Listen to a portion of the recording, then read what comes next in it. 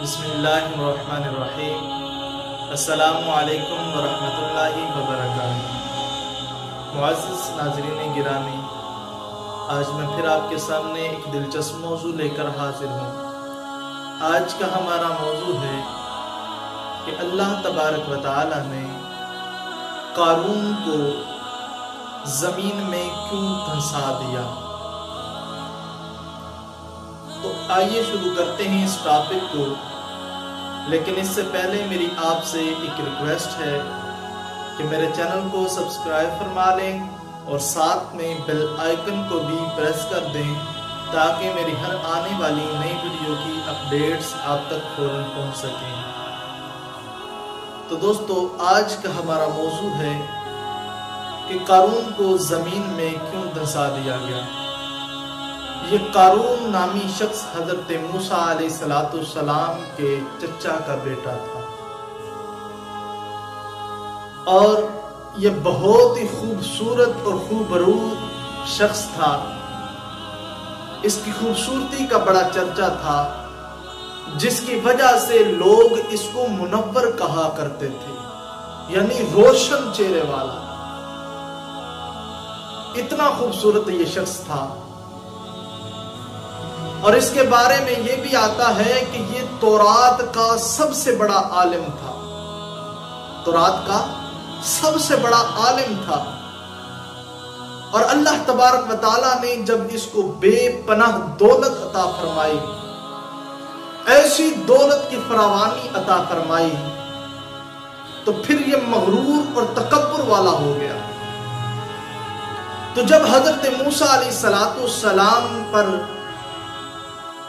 زکوٰۃ طلب کرنے کے لیے وحی نازل کی گئی، تو آپ نے قارون سے کہا کہ زکوٰۃ دو، اپنے مال کو پاک کرنے کے لیے اپنے مال سے اللہ کی راہ میں زکوٰۃ نکالو۔ تو اس وقت قارون نے آپ سے معاہدہ کیا کہ میں اپنی ساری دولت کا 1000واں حصہ زکوٰۃ دوں گا۔ تو یوں اس نے جب اپنی دولت کا 1000واں حصہ نکالنے کا ارادہ کیا، تو وہ دیکھتا ہے کہ وہ کثیر مال کی تعداد بن جاتی ہے۔ تو وہ اس سے انکار کر دیتا ہے، اس کے دل میں لالچ آ جاتا ہے۔ اب وہ کہتا ہے کہ میں زکوٰۃ نہیں دوں گا، اور صرف نہ زکوٰۃ دینے سے انکار کرتا ہے بلکہ لوگوں کو ورگلانے لگ جاتا ہے کہ اس طرح حضرت موسیٰ آپ سے جو ہے وہ مال بٹورنے کے چکر میں ہے، تمہارا مال چھیننا چاہتے ہیں۔ تو یوں جب اس نے بہلانا پھسلانا شروع کیا، تو ایک دن اس نے ایک عورت کو بہت زیادہ مال دے کر یہ کہا کہ تم حضرت موسیٰ کے سامنے کہہ دینا کہ انہوں نے تمہارے ساتھ بدکاری کی ہے۔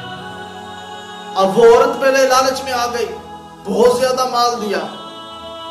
اب وہ عورت حضرت موسیٰ کی مجلس میں چلی گئی، قارون بھی مجلس میں آ گیا، اور آپ تقریر کر رہے تھے۔ تو دوران تقریر وہ قارون کھڑا ہو جاتا ہے اور کہنے لگتا ہے، موسیٰ دیکھو تو صحیح، تو نے اس عورت کے ساتھ بدکاری کی ہے۔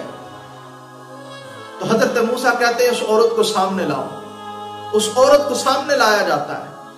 تو حضرت موسیٰ کہتے ہیں، کیا عورت تمہیں اس خدا کا واسطہ جس نے بنی اسرائیل کو دریا میں سے راستہ دیا اور فرعون سے نجات دی، سچ سچ بتا دے حقیقت کیا ہے؟ تو حضرت موسیٰ کے جلال کی وجہ سے اس عورت پر ایک ہیبت طاری ہو گئی، اور وہ عورت سچ بول بیٹھی، اور اس نے کہا کہ اے اللہ کے نبی، اس قارون نے مجھے بہت زیادہ مال دے کر یہ کہا ہے کہ میں آپ پر بدکاری کا الزام لگا دوں۔ تو حضرت موسیٰ علیہ السلام اسی وقت سجدے میں گر گئے اور دعا کی کہ یا باری تعالیٰ قارون پر اپنا قہر نازل فرما۔ تو آپ نے سجدے سے سر اٹھایا اور لوگوں سے کہا کہ جو قارون کے ساتھ ہے اسی کے ساتھ کھڑا رہے، اور جو میرے ساتھ ہے میرے ساتھ آ جائے۔ اب سوائے 2 بندوں کے جو اصلی بدبخت تھے، ان کے علاوہ باقی ساری قوم حضرت موسیٰ کے پاس آ گئی۔ اب حضرت موسیٰ علیہ السلام نے زمین سے کہا کہ زمین قارون کو پکڑ لے۔ اب زمین نے اس قارون کو گھٹنوں تک پکڑ لیا، گھٹنوں تک زمین کے اندر دھنس گیا۔ پھر دوبارہ آپ نے کہا کہ اس کو زمین تک دھنس لے، زمین اسے پھر پکڑ لے۔ اب زمین نے اسے گردن تک کھینچ لیا اور پھر زمین اسے اپنے اندر لے گئے، اور یوں قارون کا قصہ ختم ہوا۔ اور جو اس کے ساتھ دو شخص تھے انہوں نے شور کیا کہ معاذ اللہ، حضرت موسیٰ علیہ السلام نے قارون کو زمین میں اس لیے دنسا دیا کیونکہ یہ اس کا مال ہڑپنا چاہتے ہیں، اس کی جائیداد لینا چاہتے ہیں۔ تو آپ نے اسی وقت زمین سے کہا کہ زمین قارون کا مال، اس کا سارا خزانہ اور اس کے محلات کو زمین اپنے اندر لے جا۔ تو زمین نے وہ سارا مال اور اس کے محلات جو سونے کے تھے زمین اندر لے گئے، وہ بھی زمین کے اندر دھنس گئے۔ تو یوں حضرت موسیٰ علیہ السلام کے سامنے یہ جو مغرور شخص تھا، آپ کے چچا کا بیٹا تھا، تورات کا عالم تھا، لیکن جب مال اور دولت کو دیکھا سب کچھ اپنا برباد کر بیٹھا۔ ایمان بھی گیا، مال بھی گیا، خود بھی گیا۔ تو ہمیں اس واقعے سے سبق یہ ملتا ہے کہ ہمیں مال کے دھوکے میں نہیں آنا، اس دنیا کے دھوکے میں نہیں آنا۔ یہ ایک بس مال آنے جانے والی چیز ہے، آئے گی چلی جائے گی، سدا یہاں پر نہیں رہے گی، نہ ہم یہاں پر سدا رہیں گے نہ یہ مال رہے گا۔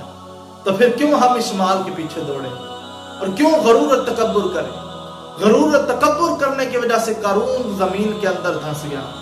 تو ہمیں اس چیز سے اللہ تبارک و تعالیٰ کی پناہ مانگنی چاہیے۔ اللہ تبارک و تعالیٰ کی بارگاہ میں دعا ہے کہ ہمیں عمل کی توفیق عطا فرمائے۔ وما علیہ الا البلاغ۔